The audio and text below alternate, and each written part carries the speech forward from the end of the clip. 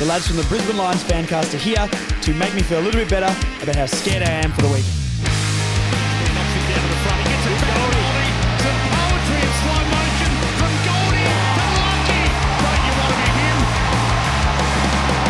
He's got 9. Thank you so much for joining me again, guys. Further North is back. We've got a massive game against the reigning premiers, which actually scares me, coming up this weekend. We've got the guys from the Brisbane Lions Fancast on to preview that game. That's a great chat, so stay tuned for that.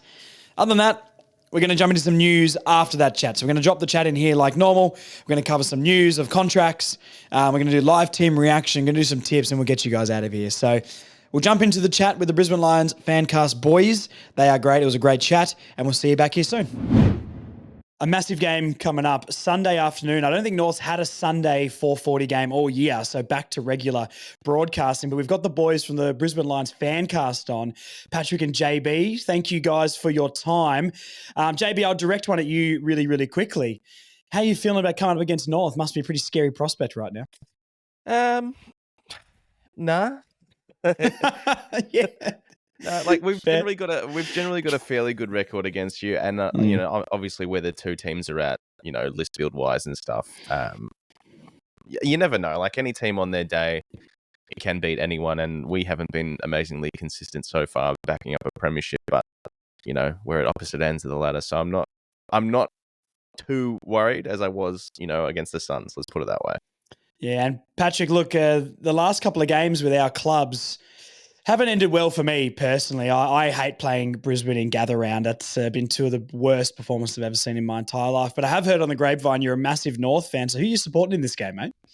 Definitely the Lions. No, I do think that North are kind of, at some point, they're going to click, and they've got a lot of young talent. And I think it bodes well for the future. It's just there's always these teething issues, and I'm sure that you and the North community probably are done to death with the idea of the honourable loss and things like that. But it is the nature of a rebuild, and I know yours has gone along for a bloody long time. But just try and stick with it because it can be good. Well, I'm trying my best. Did you guys see any comparison maybe with where the Lions are at 7-8 years ago to where we're at? I mean, JB, I'll direct it at you. Do you see any comparison there? Do you think we're on some sort of path, or do you reckon we're just stuck in the mud a bit? I don't know that you're stuck in the mud. I think you've got a really good core. Your midfield is really starting to come together. We're both massive Wardlaw fans. I think, Larky, what I would do to have Nick Larky on our team at the moment would be a lot. Although he did have a mare a couple of weeks ago, which was really, really uncharacteristic of him. I think it's just your back six has been a problem for such a long time that is really letting you down. I mean, Comben is coming along. I think he played maybe his first game defensively against us last year in gather round, and he really looked good with some intercept marks and moving the ball forward. But yeah, I don't know. It's just we were really lucky. We nailed a couple of drafts. There was one year we got McCluggage, Berry, and Witherden. He left, but then the next year was Starcevich, Rayner, and Bailey. And then we were lucky enough that Charlie Cameron, Lockie Neal, Josh Dunkley all came across, and Joe Danaher. So it all sort of happened at once and quite quickly for us. I think Luke Parker coming to you guys is a really big thing. It reminds me of when Luke Hodge came and played with us for a couple of years, and just the experience he can impart on your younger guys is really going to help. It's just that back six. I think you get a couple of big names in there. I know you got Logue and Core, but they're not exactly the A graders that you sort of are looking to get across. But yeah, there's definitely similarities. It's just it might take you a couple more years before you really start seeing finals action, I think. Yeah, well, I'll keep holding on because it's been long enough. But I do think we're on an okay path. But I think this year is so massive. If we end with 3 or 4 wins again, I'm going to start thinking, are we even on the right track and on the right path? But hey, look, like you said, it can turn quickly. Patrick, how do you feel that the Lions are going with their premiership defence? Because from my point of view, I feel like you've only lost one game, I think, off the top of my head, but it hasn't felt quite as dominant, but you seem to be getting it done. That's just from a neutral's perspective. Do you agree, or how do you think it's going? I think we're probably lucky to be where we are. And I think that there's an element of when you win a premiership, it kind of can galvanise your group and enable you to kind of win games that you probably otherwise wouldn't. We got absolutely belted by Collingwood, which is never fun. But I think just some bits and pieces through the club, I think we were probably due. A lot of our players were probably in like the red zone. We hadn't had the bye. The season had been kind of messed around in terms of the false start for us, which opening round is its own thing, and no one likes it, so get rid of it. But on the whole, I think we're starting to hit a bit of form, which is probably not what you want to hear, but against we'll play you into form if you're not, mate. Don't worry about that. No, well, that used to be us. We used to play every bloody team into form in about 17, 18, and that can be the case. But I think we're going a bit better now. We've had quite a bit of injury in and out stuff, particularly in the forward line. So hopefully that can clear up over the next group of weeks, although we just had Sam Day do a hamstring. So that will enforce a change. But no, we're going all right. JB, do you think that how's your forward line looking with Danaher not being there? Because I loved Joe Danaher. I thought he was one of the best. I think when he's up and about, he was top 3 forwards in the game for me. And, especially in Victoria, I guess maybe the disrespect, for lack of a better word, that he gets is crazy. How have you seen your forward line functioning without him? Because I don't maybe look at it from the outside perspective and go, that's really dangerous, but you seem to be winning a lot of games. So give me the rundown on that. What do you reckon? Yeah, we haven't had the same front six all year. Like Kai Lohmann's come in, he's gone straight back out, back in, out. Charlie Cameron has been up until last night really patchy in his form. Sam Day is new to the team, and it's taken him a while to sort of gel and find leading patterns and stuff. He was really starting to improve, and before he did his hammy last night, he was playing pretty well as well. Logan Morris. He's a young key forward, so he's had a couple of good games, a couple of quiet games, and now he's injured. It's just we just haven't had consistency or continuity in that forward six. But Zach Bailey has probably been our best small forward at the moment. He's put together a really good year. Rayner's been patchy as well, so it's lucky that we've got enough avenues to goal, and our ball movement has enabled it to happen. Yeah, no, for sure. Patrick, what do you think Brisbane have done really well this year? What's your area of strength? Because, with the forward line, I get a bit worried that, especially Jackson Archer doing his hamstring last week for us, and some McDonald can either have a great game or can just do absolutely nothing. I don't know how we're going to cover the smalls, but with our talls down there, I feel like we can cover maybe whatever you'll bring in. I don't think we'll win it overall, shock, but what has Brisbane done really, really well this year to make them still so dominant, even though it hasn't looked incredible? Not a lot, funnily enough, because I can't really point at. I would say that we had a 10-day break after the Collingwood game, and I think a big focus on the team was on the team defense element, and I think that improvement in the St Kilda game and last night is probably the biggest boon, and that's back to kind of where we were. Because if you look at it in isolation, the last 21 games we've played, we've lost 3. And we've been belted in 1, and the other 2 we probably should have won. And if you're in 21 games, or 20 out of 21 games, that's pretty impressive, and it means that you're built on something. And I think in the early parts of this year, our defensive structure was lacking a little bit. The one-on-one stuff was largely pretty good, but there was a bit of drop-off with the team defense, and that can come from fitness and things like that. So, I mean, to be honest, on the whole, having largely the first midfield and the first defensive group being fit is probably the biggest boon we've had on a premiership defense, because so many times you get, I don't know about you, Brooksy, but I didn't expect 5 or 6 players to show up in round 1 that did. Yep. Yeah, okay. JB, do you think, what was your expectation coming into this year? Was it back-to-back? Was it, top 4? Was it, did you have a different expectation? What do you think the goal is? Is it just, I've never seen a premiership in my life, mate. You're the expert here. What's the goal? I mean, obviously the goal would be back-to-back. It certainly wasn't my expectation. I really thought the hole that Joe Danaher left was going to be a bridge too far. The one thing that gave me a little bit of confidence is that Chris Fagan saw that at Hawthorn when Buddy left, and they went on to win 3 in a row. So If anyone knows how to Hipwood's sort not of... exactly the Jared Roughhead, though, is he? No, he's not. And, we haven't got Gunston and Brewston, Until he plays us. So it's that was the big worry. I thought, we'd be thereabouts again, top 8, top 4. But the competition is so even. Like when we came from last year from 2 and 5 and 13th on the ladder at the bye and just sort of put it all together, and Joe Danaher got us out of an absolute mess against GWS. So it relied on some individual brilliance, and it all just clicked on grand final day. So they're hard to win. Like we've been trying to get one for 5-6 years where we've been sort of top 4 prelims, getting knocked out, losing that grand final to Collingwood. So it's going to be hard to go back to back. But as I said, Fags has been there before. So if anyone knows how to do it, it's going to be them. As Pat said, I think the level of belief we've got from winning that flag last year has meant that we've won a couple of games this year that we probably wouldn't have in the past. Sort of like that belief that, no matter what position we've been in, we can click. And even if we play, a quarter, 2 quarters of footy and, don't get out of third gear, we can still manage to scrounge a win, but it's pretty unsustainable for a whole season. So, yeah. Patrick, you're the North Melbourne fan in the chat right now. Give me some hope, mate. What have you seen from us this year that you've liked, or what's an area for North that maybe you think we might be able to exploit the Lions with anything, if there is anything? I think your work at clearance is pretty impressive, and I think that is kind of the way modern footy is put together. Obviously, the 2 main scoring sources are clearance and turnover.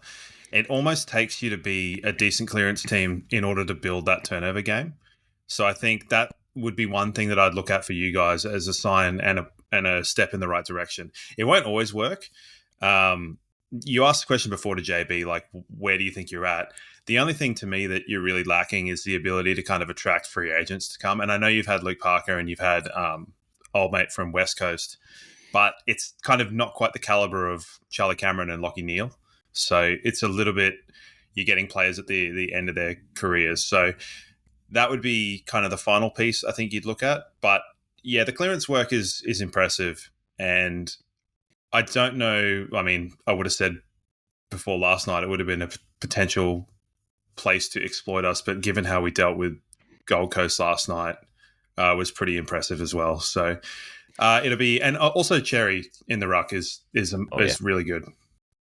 Yeah, no, he's the last couple of weeks been back to some of his best form. He copped a knock, I think, against the Crows, and the next 3 weeks looked a little bit flat, but he seems to be getting back to it now, which is a massive thing for us. I think you're right. It depends if the clearance work clicks for us. Like the clearance numbers are really good, but from my perspective, if you just watching the games, a clearance is still a clearance if it's 2-3 handballs and you get some space, or you just bomb it out of the middle. It's still a clearance. And we do a lot of bombing it out of the middle without looking.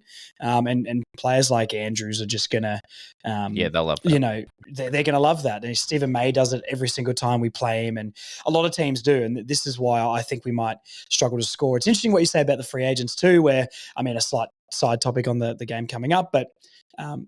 I don't know how until we're definitely top 8, I think with how bad the club has been, being one of 8 or 9, however many clubs there are in Victoria, I don't know if I ever see us being that club, to be honest. I think especially with free agency, the modern way that the game's going to go is teams like us and Melbourne and St Kilda and the Dogs, they're going to have to build through drafts and hope they snag a piece over a Collingwood. I really think Collingwood finished 10th and they got 2 of the best free agents on the market. So I think that's the way it's sort of going eventually. I mean, look, I can ask you guys this question as well is, I'm a barber and I talk so much footy at the shop, and a question I've been asking to people when we talk footy is, can you name an A-grade free agent who was top of the tier at the time, or a really good player who went to Carlton, Essendon, North, St Kilda, the Bulldogs, or Melbourne? To me, there's none. I thought Stephen May potentially, but that was apparently a trade. Other than that, none of those 6 clubs have really got an A-grade free agent. We don't have the home pull like a Queensland or like a New South Wales or an Adelaide. So I don't know. I find it hard to see free agents coming eventually. Maybe that's just because we're in the dark at the moment, but when Collingwood's still going to have the cash and the playing at the G all the time, and when you're in a state of 9 teams, I don't know how we beat the odds out there. Do you guys have anything to add to that, or any free agents you can think of, Pat? I have a suggestion on that. This is what I kind of say when St Kilda kind of bitch about not having, they try free agents and it never works. Create a point of difference in your club, whether it's the way you play. If you look at a lot of the interstate clubs, so take the 2 Adelaide clubs, GWS, Sydney, a little bit less because they're built on the kind of Paul Roos way of it, and the Lions and Gold Coast, they tend to be very attractive brands of football. They're very attacking, very like high possession, whereas I think in some of the larger Victorian clubs, you can get bogged down into kind of the winter style, where it is a little bit dour to watch. And when you look at what Ross Lyon served up, yeah, they got the win, but are you really wanting to play that style of football as a bang crash midfielder? Like when Hugh McCluggage was being talked at as trying to be poached by St Kilda, it's like, would you rather that, or would you rather to play for Brisbane? So I think if you can kind of create a culture around your club and maybe a game style that sits a little bit different to a lot of the other Victorian clubs, there could be potential to grow on that, but it'd be a longer term thing. So I do agree that it can be a little bit hard. And you did mention like the home factor, it works both ways. And I'm sure Brooksy and I both grit our teeth when we have had to deal with a lot of go home factor in particularly the teens of the 2010s. So. Yeah, no, I agree with that. And the go home factor definitely for an it's different for individual clubs, I think. Like for us, we're the smallest club in Victoria. So anyone who wants to come to Victoria, we've got 8 other teams who are probably in better positions to get them. But you've got to experience a lot of players leaving your club. It doesn't necessarily mean they come to my club, I guess. And that's the disparity. But look, they're the cards that have been dealt. And I think you're totally right, Pat, as well. Like if we can create a fun identity and a brand of football that is exciting, people will come. But how long does that take? For us, apparently, a very, very long time. Like players like Wardlaw, I watch and I go, they offer something so different to every other of our mids.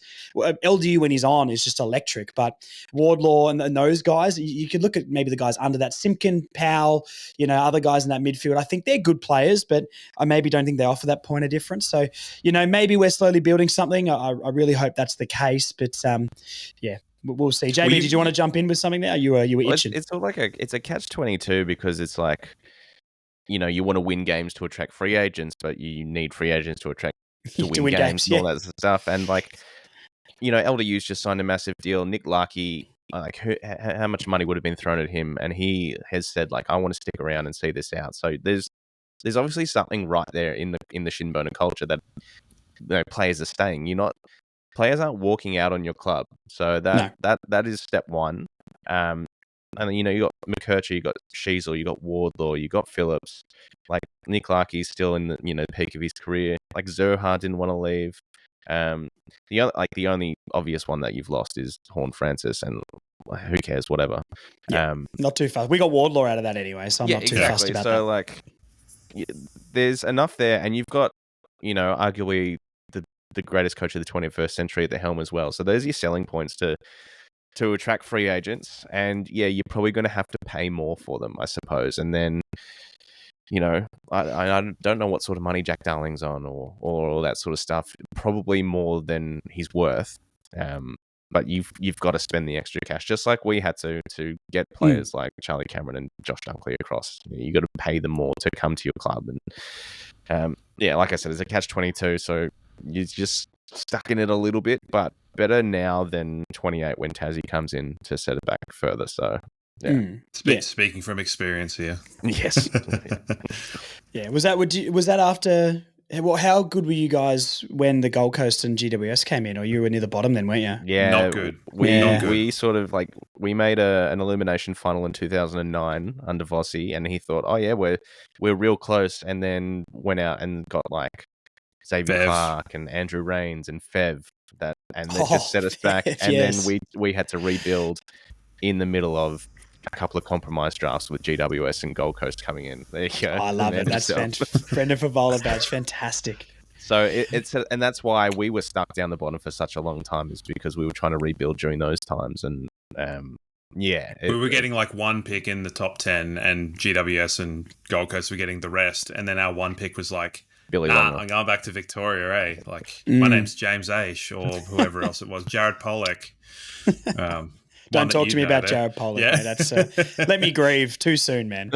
It's an interesting system. I mean, maybe we can talk about this really briefly before we go on to predictions and stuff. But like my opinion of father son would obviously differ so much compared to your guys because you've done so well, obviously with the Ashcrofts, and it's all down to luck in the end. And I know that you just Mr. Ashcroft, whatever his name was from back in the day, just had super sperm and seemed to just be the greatest father ever and make two guns. But there's other little things for us which I think makes it, which I've seen and make it hard is the AFL gave us that compensation package or that assistance package a few years ago, and it's advertised as this first round pick, and there happened to be 15 father sons and academies before that pick, and it pushed it down to what would essentially be like a mid to late second round pick. But people still think we've got all that sort of stuff, and it's also how many players are sticking around at our club for 100 games over the last 5, 6, 7 years. Probably not heaps. And then your talent pulls down. It's just a really weird thing because we had the number 1 draft pick.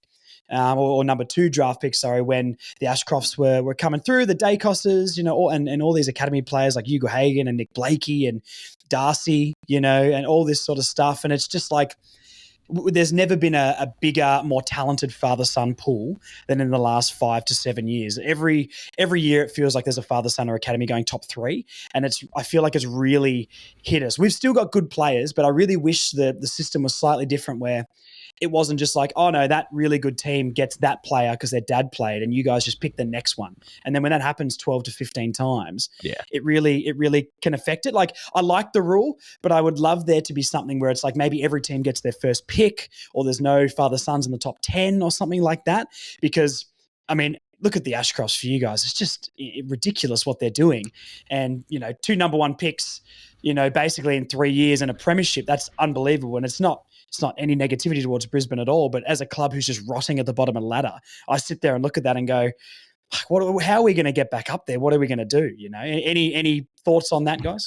Like I get it. It is flawed. It's inherently flawed, but I also love the romanticism. Like I love seeing Jackson Archer in the stripes. Like that really makes me happy. And like Luke Hodges' kid, he will be eligible. He's in the Lions Academy, so we might. That's wild. But I really hope he plays for Hawthorn because he's a Hawthorn legend. Like that, of course. I know it's down to luck, isn't it? With Dacos and other Dacos being superstars, not second round picks, and same with the Ashcrofts. But it's like Michael Voss's kid he wasn't a dud, but he wasn't AFL quality, and he's playing SA and like he's playing Stanford. So it is luck that. Yeah. I think Wayne Carey had really 7 girls or something like that as well. So that is luck of the draw.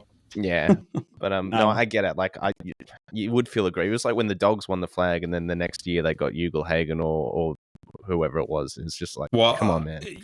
Yeah, you can look at free agency as well because Richmond did that, and then they got Tom Lynch as a free agent. I mean, to me, I look at it and go, well, we had Jonathan Brown as a father and son in '99, and we didn't have one that made any dent until Will Ashcroft and Jasper Fletcher. So it's not like I think we're kind of bearing the brunt of accumulation of things happening at a lot of other clubs, because to me, I look at things and I go, well, the Camporelli twins last year for Carlton were touted as being top 20 picks and they went in the 50s. And it's like, did they just tank in their draft year? Like, what the hell happened? So, I mean, as I said, I like watching Jackson Archer. Is he actually Glenn Archer's son or is it Wayne Carey's? Who knows? Who knows? A lot went on at that barbecue. Yeah. Sorry, I'll be good. But no, you've got your Sheasel opinion to bring up to me soon too. So we'll see. No. Hit me while I'm down, mate. Come on, like Kane Corns. Punch me while I'm on the ground. No. But no, I mean, I think that it should be. I think the price they're paying to match these bids is too little. Yeah. Too little. Yeah. I think the idea of just putting like pick 45 to 70 together can be not great. But then you do get in situations like we did last year where we had to delist quite a lot of players to free up picks, which leaves them open to the rookie draft. So you can leave yourself a little bit exposed and you can kind of create some not great personal relationships between the clubs. If you're going, hey, look, we're going to delist you to free up this pick to pay for this thing. and then we'll redraft you back on an honesty thing. Like, to Mm. me, that seems a little bit like you would know you're on the outer of a club if that was We did happening that to Toby you. Pink at the end of the year as well. We sort of delisted him and then re-rookied him or something like that to free up some space. So, look, it's a system, and the AFL in general is something's broken. Let's make a new rule to put on top of the other rules that are broken to cover all that instead of wipe the slate clean. But look, it is what it is. Let's go to the game this weekend. Then we'll go JB first. Give me a winner and a score prediction down in Tassie. Tassie throws a spanner in the works as well, and that We haven't won there for years, mate. I don't reckon. I don't even remember the last win we got. That wind as well, and like we're back to being horribly inaccurate the last couple of weeks. Even though we've played our best footy, we're still wildly inaccurate. So, look, I do think we should win this one. And the last couple of times we've played you, it's been 70 or 80 points, give or take. So I do say par should be 50 points. I don't want to sound like a dickhead here, but also like where the two clubs are at, we're finally playing some decent footy, like consistent footy. I we should beat you by that much, but I said that against Richmond as well, and we barely got over the line against them. So I'd be happy with 6 goals. Yeah, I think for me, I would say if it's under 40. I'd be fairly happy. Like if it's 30 or under, I think we can walk away pretty happy. We'll say 6 goals and under. If we're 6 goals or under, I think we can walk away pretty happy just with the last few years of form and obviously where the clubs are at. Patrick, we'll go to you. A winner, a score prediction, and and give me your thoughts on Sheezy Street, please. I'm dying for this. I think we'll win. I traditionally don't do score predictions. I don't like it. I think it'll be a bit closer than we think, though. We have a knack of teams rising to the occasion playing us, so which is understandable being the reigning premiers. So there was an absolute shit fight all over the internet this week with the utterance of the Sheezy ball. Yes, I thought it was pretty funny, tongue in cheek, but at the same time, if it was attacking one of my players, I think I nearly had an aneurysm when Matthew Lloyd suggested that Will Ashcroft was stat padding. What's your thoughts? Because I was keeping an eye on. I watched the first half and I got a little bit.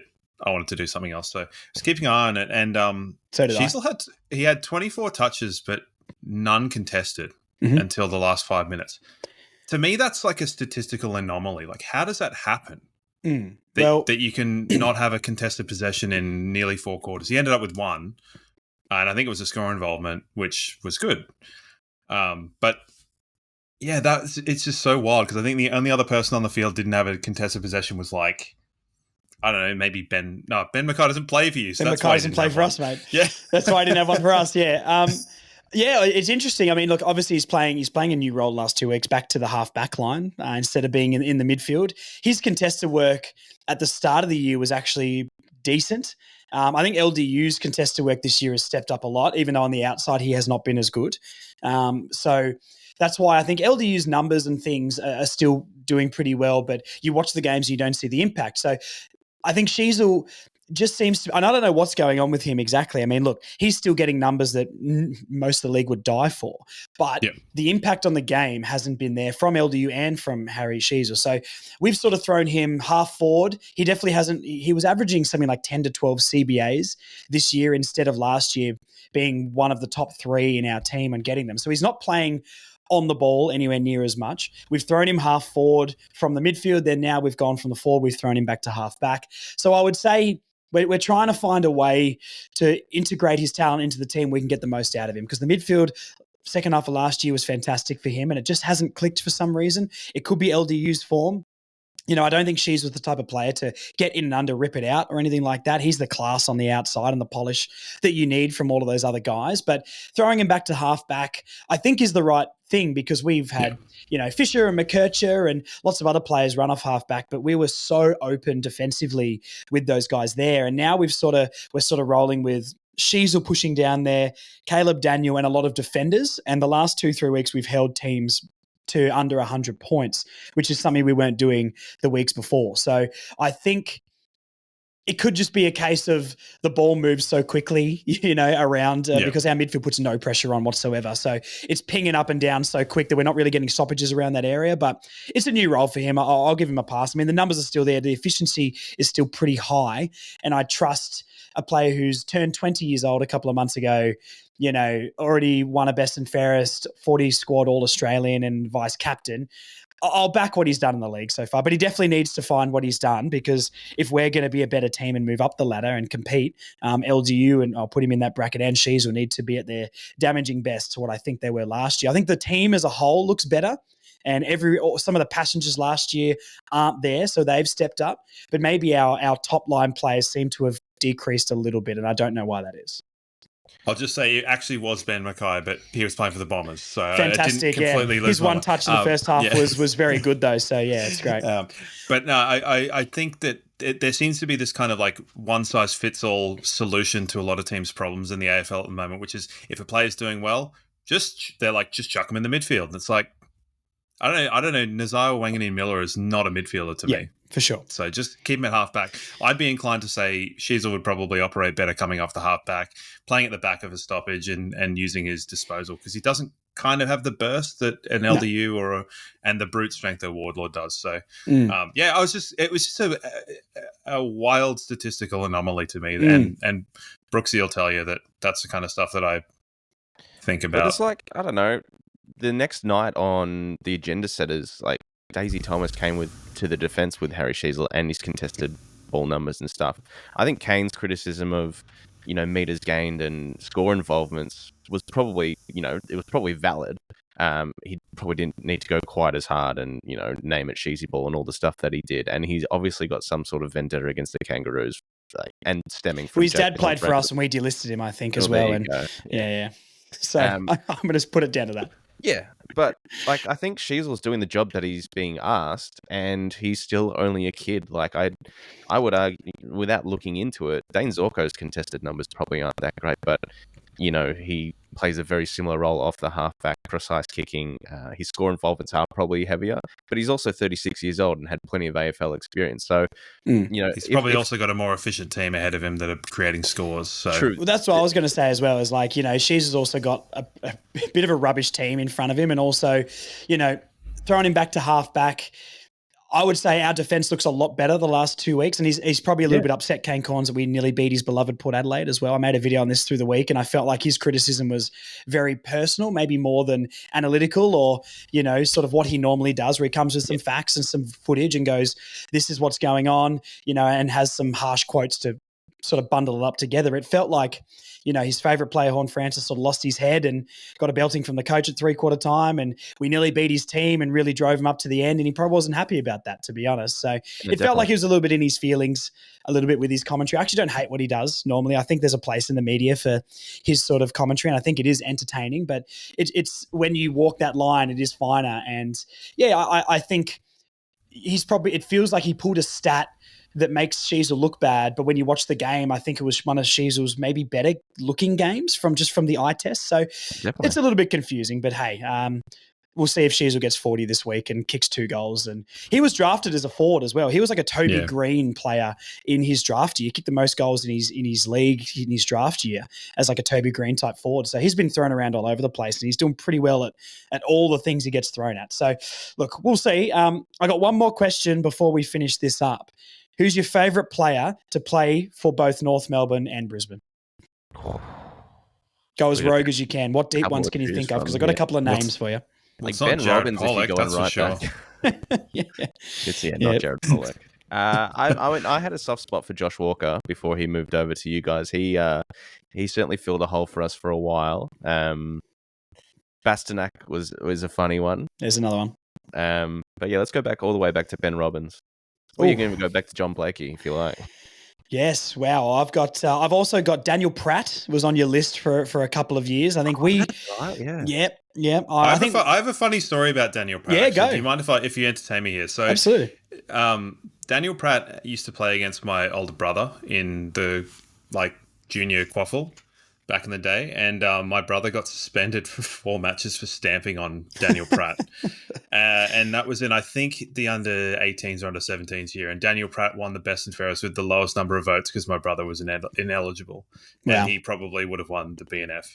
He ended up going to the draft camp and was like, I can't be bothered running. So left and went to go and play guitar. So that's my story about Daniel Pratt. We've got a list spot open, mate. If your brother's still around, we need a couple of tough reinforcements. If you could drop a line for me. I'll give you my favourite player, Martin Pike, by a mile. Oh, yeah. Pike was another one that I had on the list here with Daniel Pratt, and the only there's an asterisk on this one, but Jed Adcock as well because he's on our coaching staff right now. So it's that's all the ones I could think of. You guys did really well with that, actually. I always try and spring this on some people at the end, and you know you're real fans. You got the real knowledge there, so well done. Yeah, no, Pike. I had a bit of a back and forth with Bastanak over the years when I was back up in Brisbane, which was funny because I quite liked him. So.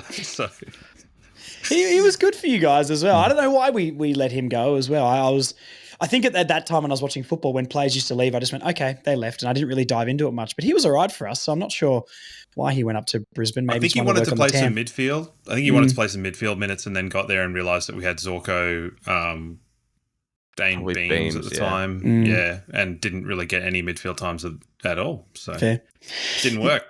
Oh, well, shout out to Ryan Bastanak. Miss you, mate. Hope you're doing well. And once again, we've got a list spot open if you ever want to come back. So, all right, guys, we might wrap it up there. Thank you for coming on and sharing your expertise. I'm a bit terrified about this game on the weekend, to be honest, but hopefully you guys have fun watching it. And, appreciate the time. JB, have you got anything to shout out or talk about the pod you guys do if there's any Brisbane fans listening to this for some reason? What I will say is I'm thankful, but also it's putrid that you're missing Paul Curtis this week because I think he could have done a whole lot of damage against us. We have been susceptible to good small forwards, and he was having some sort of year before that tackle. So that sucks. I want to say I said about 2 years ago when we played, I was like, Paul Curtis is going to be one hell of a player. I don't know if you remember that, Brooksy, but I was like, he's good. So cool. He's fantastic. There's apparently a chance Larky might not play. I think it would have been the next couple of days we'll find. But he tackled someone and he pinned their arms or whatever state the game's at the moment. Who knows? So he might be suspended for a year. So who knows?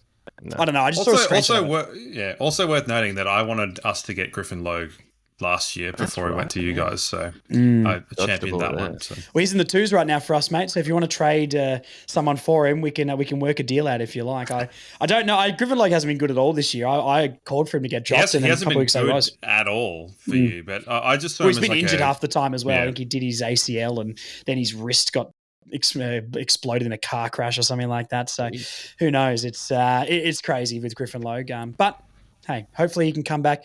All I know is if Griffin Logue ends up playing forward for us, we know it's not going very well like at Fremantle. He might be able to come to you guys eventually. We'll trade you in Ashcroft. You got 2 of them, so it doesn't matter. Yeah, we got spares. Yeah, you got a couple of them. So, all right, guys, we'll wrap it up. But thank you very much for your time. Yeah, thanks for having us, mate. Appreciate it. Thanks, Josh. Thank you so much for the lads coming on. I really appreciate their time. Fantastic chat as well. You might see them again sometime in the future. So fantastic chat. Hope you guys enjoyed that to get a little bit of insight on how the Lions fans are feeling about us. It went into a deeper chat about us as a club and where they were at. And I think that was a good chat to have just to maybe let us know it will be okay eventually, even though we don't know when that's going to be. Anyway, I'm going to do live team reaction now, and then we're going to get into some news after because I'm so excited to see what the team is going to be. Will Dawson potentially, he's come in for Archer. We're going to get Tucker again, and we're going to get a Geordie Payne, and we're going to get something different this week. I'm incredibly excited. Now, my head tells me Clarkson will just bring Tucker in for Archer, and that's about it. But I don't know. I'm holding out hope because it is a game where you can mix the magnets around and try something to get our team ready for Richmond, which is the actual game I worry about next week. So let's get straight into it and we'll talk about it. I mean, I don't know. What do I want to do? I haven't even really thought about this. I don't know if I feel like bringing Will Dawson in just yet. I would really like him to maybe get a game against Richmond, but I don't want to throw him in against Harris Andrews and those guys and, just lose all of his confidence. I'd just like to see some changes that aren't just tuck her in or something like that. The defense is really hard with Bergman being out and that sort of stuff. So I don't know what they're going to do in the defense. I would probably bring Core back in personally and play the 3 keys again, even though the Lions forward line is fairly small. I don't know who else to bring in, to put back there. Do they bring back in a Fisher or something like that? I have absolutely no idea. Up in the forward line, does a Geordie Payne get a crack? A Cooper Harvey, who's been playing well in the VFL? And if Will Dawson does come in and they're going to play him in the back line, the forward line, there's so much. So look, let's get into it. Let's have a look right now because I'm itching to see. Please don't just be Darcy Tucker in 3, 2, 1. Wow, that's a lot of changes. Oh, it's an extended squad though. Oh, Will Phillips. Oh. Okay, things to react to. In, Pink, Core, Wardlaw, Fisher, Logue, Payne. Out, Phillips, Archer, Dawson. Will Phillips, man. Will Phillips. Okay, let's get into the ins and then we'll talk about the outs. I hate that. Oh, I don't know. Okay. Logue and Core back in. So, and Pink. So we've got 3 key defenders on top of... who's the key defender? That's Charlie Common, of course. Sorry, my bad. I've been at work all day, guys. Please forgive me. So there's 4 key defenders. That's confusing. Why would Clarkson bring in 3 in the squad? I know that they're probably not all going to play, but still, he's clearly going to go with 3 key defenders. I don't think there's a chance of Charlie Combin going forward. I mean, looking at here, Toby Pink is named on the ground, so I'm assuming Pink is in there.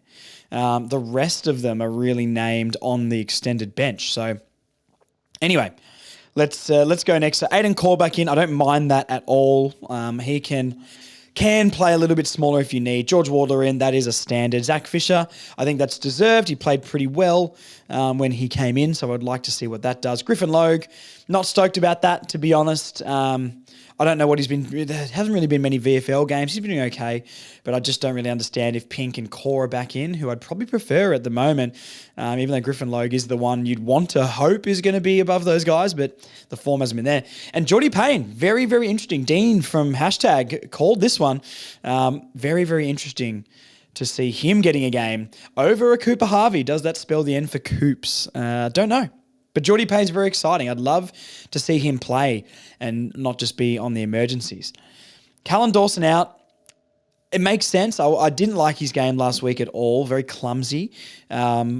I like him as a player, but I maybe just think the AFL level is maybe a little bit... He's like that in-between player, right? He's probably too good for VFL, but isn't going to be a staple in an AFL team. So I really like Callan, and I hope he comes back and gets another opportunity. But, I think maybe after the Bombers game, a little bit of clumsiness there, get some experience back in against the reigning premiers. Maybe that's the right call. Jackson Archer is an obvious one. Will Phillips. Now... That's just a shambles. Will Phillips, unfortunately, this is almost cemented that Will Phillips will not be on the list next year for me. He was really good in that midfield. One of the only guys who wants to tackle, wants to do the defensive stuff, wants to do the gritty stuff.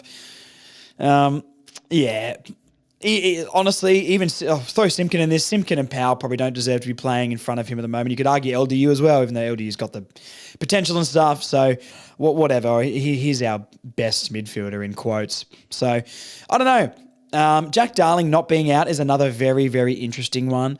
I guess what we're thinking with him is maybe he plays against Brisbane and then goes out for Richmond potentially for a rest, which will be...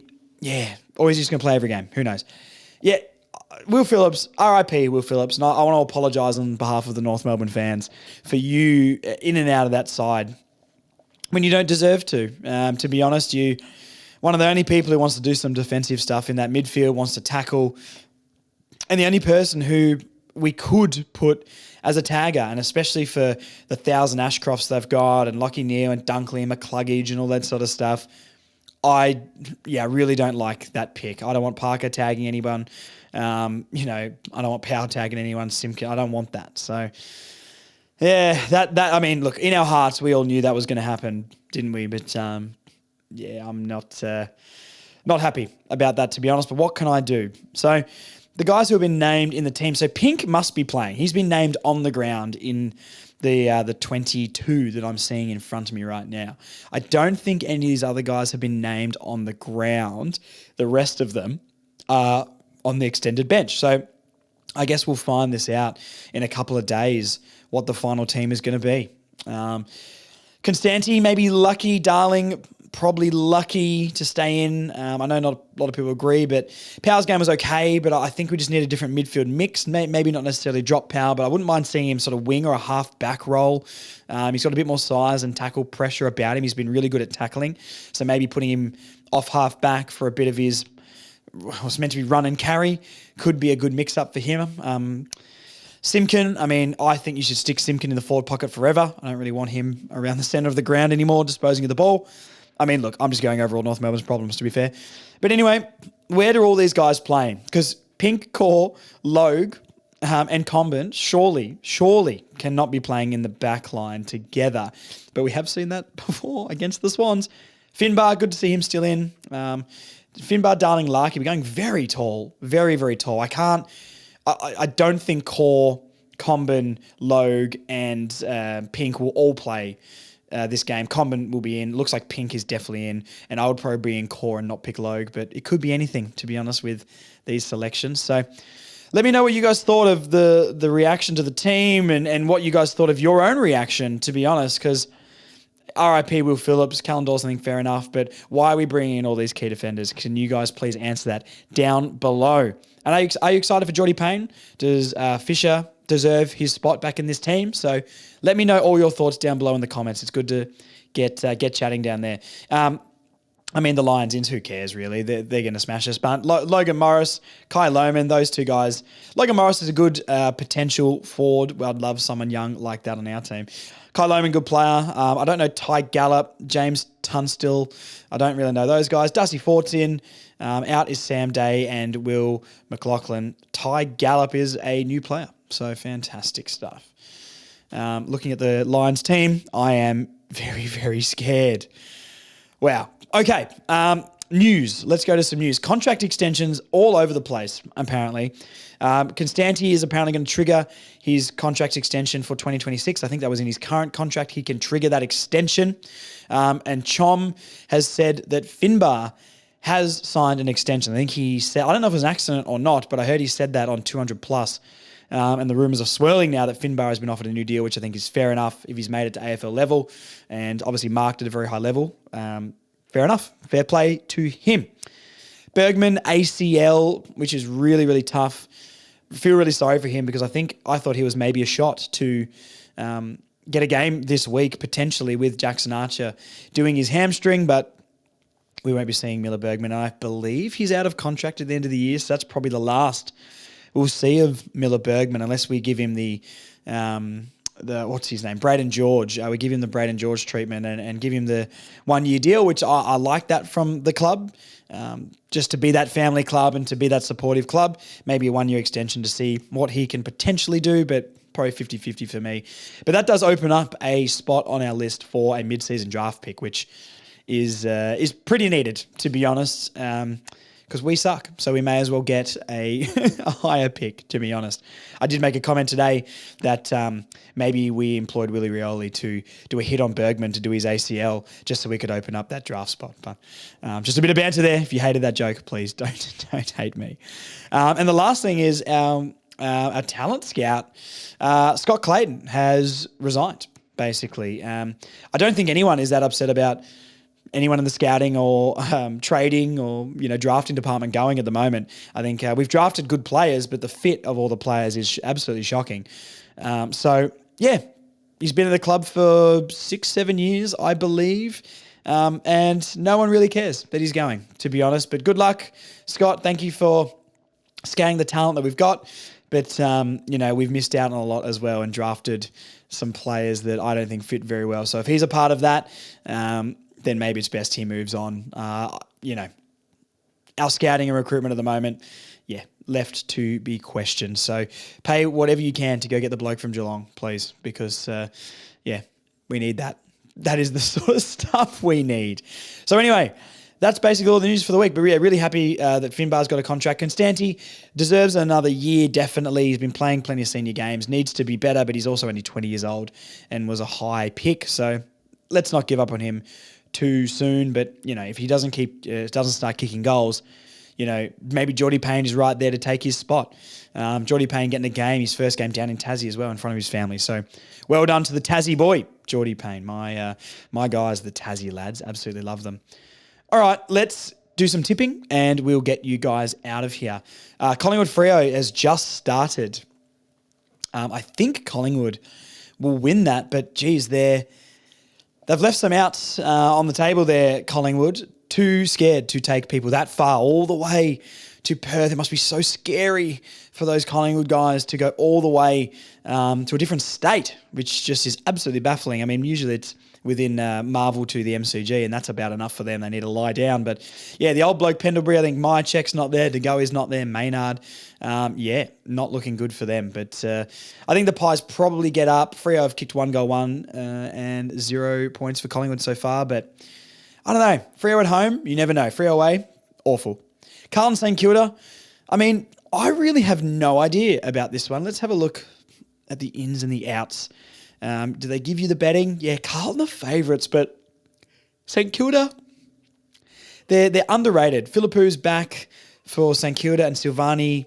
Jackson Binns? Never heard of that bloke before in my life. Francis Evans, don't know. Yeah, I don't know about this game. I think this could potentially be a really close game. Maybe not the best game you'll ever watch, but could be really, really close. I've tipped Carlton in my work footy tipping, but I kind of want to go the Saints, to be honest with you. Maybe I'll go the Saints. They've been playing well. So give me the Saints. Hawthorn Melbourne. Hawthorn. That doesn't really need to be discussed. Sydney Essendon. I'll pick Sydney. It's at Marvel, but Essendon aren't great. Sydney also not great. They're 14th on the ladder, actually. Essendon's above them. And they've got a game in hand, Essendon. Oh, I don't know. Wow, that could be a close game too. Give me Sydney, but I'm not confident about it. Gold Coast Bulldogs. I'll pick the Gold Coast because it's at that rubbish stadium in Darwin that's just raining and 35 degrees all the time. But if it wasn't, I'd probably pick the Bulldogs. I like the Bulldogs. They look good. Adelaide Port, give me the Crows. Please crush Port. I can't stand that rubbish football club. And West Coast Richmond. This is the most depressing game for a North Melbourne fan because you're either going to get West Coast equaling us on wins, or you're going to get Richmond 3 wins for the year, which is the amount that we won last year. And that means Richmond have already improved on last year and they halved the age of their squad. So that's a really depressing game. Honestly, give me a draw because other than that, I'm going to be upset. I don't really want West Coast winning at all because it's funny the more they lose, and it's good to have a team that's worse than us in the league. But also, I don't really want Richmond going into the game against us off a win. So, yeah, draw. Geelong Giants at GMHBA Geelong with that one. And yeah, Brisbane will unfortunately beat us by a lot of points. So there's the tips for the week. Thank you for tuning in. If you're watching on YouTube, please subscribe, like the video, give us a comment down below on everything to do with the team lineup. I mean, that stuff is crazy, to be honest with you. So thank you so much for listening, guys. The socials are all up and about. Instagram is the best way to get in contact with me and to keep in contact with what we're doing. Further North Pod. You guys will be able to find it. You're smart people. Thank you so much. We'll chat to you after the Brisbane game. See how we go. See you guys. Bye.